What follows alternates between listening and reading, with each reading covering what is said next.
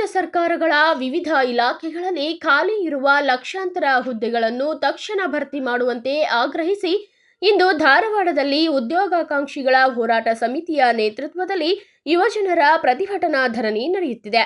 ಯುವಜನರ ನ್ಯಾಯಯುತ ಹೋರಾಟಕ್ಕೆ ಬೆಂಬಲ ನೀಡಲು ಬಂದ ಎಐಡಿವೈಒ, ಎಐಕೆಕೆಎಂಎಸ್ ಮತ್ತು ವಿವಿಧ ಜನಪರ ಸಂಘಟನೆಗಳ ನಾಯಕರನ್ನು ಪೊಲೀಸರು ಬಂಧಿಸಿರುವ ಘಟನೆ ತೀವ್ರ ಖಂಡನೆಗೆ ಕಾರಣವಾಗಿದೆ.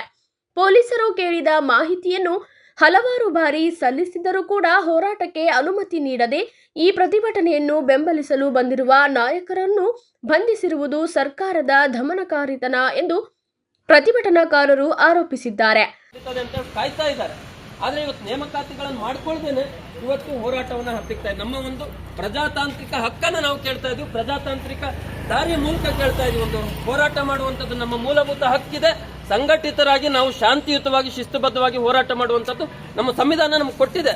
ಆದ್ರೆ ಆ ಒಂದು ಹಕ್ಕನ್ನೇ ಇವತ್ತು ಪೊಲೀಸ್ ಇಲಾಖೆ ಮೂಲಕ ಸರ್ಕಾರಗಳು ಸಂಪೂರ್ಣವಾಗಿ ದಮನ ಮಾಡ್ತಾ ಇದ್ದಾವೆ. ಆ ನೀತಿಯನ್ನು ನಾವು ಅತ್ಯುಗ್ರವಾಗಿ ಖಂಡಿಸ್ತೀವಿ.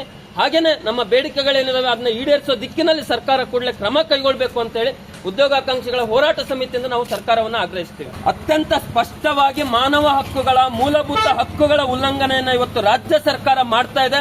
ಜೊತೆಗೆ ಬರೀ ರಾಜ್ಯ ಸರ್ಕಾರ ಅಷ್ಟೇ ಅಲ್ಲ, ಕೇಂದ್ರ ಸರ್ಕಾರ ಕೂಡ ಇದರಲ್ಲಿ ಇದೆ. ಸ್ನೇಹಿತರೆ, ಇದು ಒಂದು ಹಾಸ್ಯಾಸ್ಪದ. ಇವತ್ತು ಮಾನವ ಹಕ್ಕುಗಳ ದಿನ ಅಂತ ನಾವು ಕರಿತೀವಿ. ಅವತ್ತಿನ ದಿವಸನೇ ಒಂದು ನ್ಯಾಯಬದ್ಧವಾದಂತಹ ಒಂದು ಹೋರಾಟವನ್ನ ಇವತ್ತು ಸರ್ಕಾರಗಳು ಹತ್ತಿಕ್ತಾ ಇದ್ದಾವೆ. ಇದನ್ನ ನಾವು ಅತ್ಯುಗ್ರವಾಗಿ ಖಂಡನೆ ಮಾಡ್ತೀವಿ.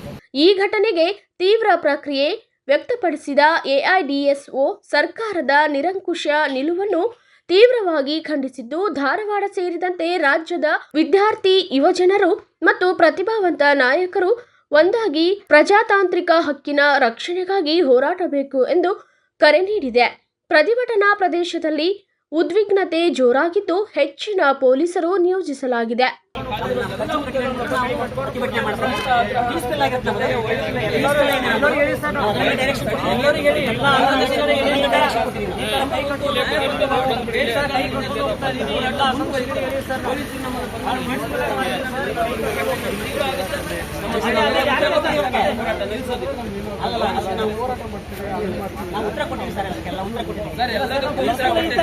ಕೈ ಕಟ್ಕೊಂಡು ಹೋಗ್ತೀವಿ ಸರ್. ಈ ತರ ನೀವೇ ಕೈ ಕಟ್ಟಿ ಸರ್. ನೀವೇ ಕಟ್ಟಿ ಸರ್. ಪೊಲೀಸ್